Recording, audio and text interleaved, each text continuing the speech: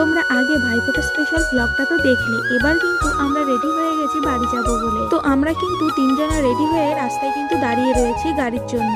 আর আমার মাসির বাড়ি যেহেতু আড়ংঘাটা দিয়ে যেতে হয়, তো আড়ংঘাটায় প্রচন্ড ভিড়, তো তার জন্য কিন্তু ভীষণ কষ্ট করে আমরা আড়ংঘাটায় চলে আসলাম। তো এবার কিন্তু একটা প্যান্ডেল চোখে পড়লো, তো সেই প্যান্ডেলটা ভিড় কম থাকার কারণে আমরা তিনজন কিন্তু ঠাকুরটা দেখতে আসলাম। জানো তো, এখানে শুনেছি যে ভাইরাল একটা কিউট কালী ঠাকুর হয়েছে। এই ফার্স্ট টাইম কিন্তু আমি এত কিউট কালী ঠাকুর দেখলাম। আর রাস্তা দিয়ে আস্তে আস্তে কিন্তু প্রচুর প্যান্ডেল দেখেছি, কিন্তু ঢুকতে পারি। তোমরা যারা যারা আড়ংঘাটায় ঠাকুর দেখতে এসেছো তারা তো জানো যে ভিড়টা কেমন হয়েছে। আর অটোর পাশে যেহেতু একটা প্যান্ডেল হয়েছে, তো সেই প্যান্ডেলটা ভিড় কম থাকার কারণে আমরা কিন্তু দেখতে চলে এসেছি। এই প্যান্ডেলটা কিন্তু একটু ভেতরের দিকে হয়েছে। জানো তো, ওখানে সবারই জন্য কিন্তু খিচুড়ি ভোগ প্রসাদ দিচ্ছিল। আমরা যেহেতু অটো পাবো না, তো তার জন্য কিন্তু আমরা খিচুড়ি প্রসাদটা না খেয়েই চলে আসলাম। চলো তোমাদেরকে কিন্তু এবার ঠাকুরটা দেখাই। দেখো কত সুন্দর একটা সিম্পল ঠাকুর। আর আজ যেহেতু